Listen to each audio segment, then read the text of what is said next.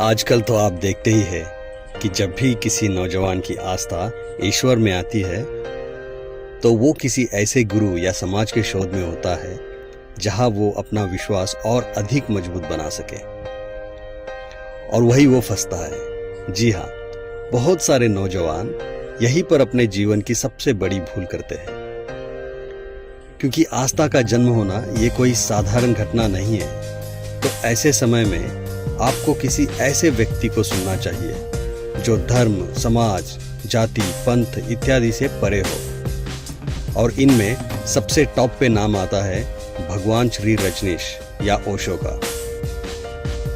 तो ओशो कहते हैं कि तुम्हारा मिलन कभी भगवान से ना हो सकेगा। जब तक तुम खोजते रहोगे तब तक भटकते रहोगे, क्योंकि जब तक तुम खोजते रहोगे तुम ही बने रहोगे।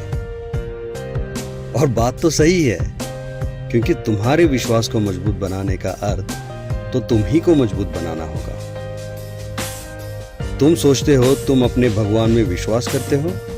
नहीं, तुम्हें अपने भगवान से कोई प्रयोजन नहीं है। बस तुम्हारा विश्वास मजबूत होना चाहिए, और जब तक तुम्हारा मैं होने का भाव बिल्कुल ही नहीं मिट जाता तब तक तुम्हारा तुम्हारे भगवान के साथ कोई संबंध नहीं हो सकता।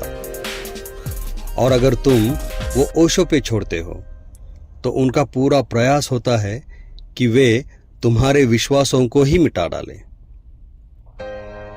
क्योंकि उन्हीं विश्वासों के सहारे तुम खड़े हो। जब सब सहारे गिर जाएंगे तब तुम भी गिर जाओगे, और जहां तुम गिरोगे तभी तुम्हारा संबंध तुम्हारे भगवान से होगा। जब तक तुम हिंदू हो, बौद्ध हो, क्रिश्चियन हो, तब तक तुम्हारा संबंध राम से, बुद्ध से या जीसस से नहीं हो पाएगा।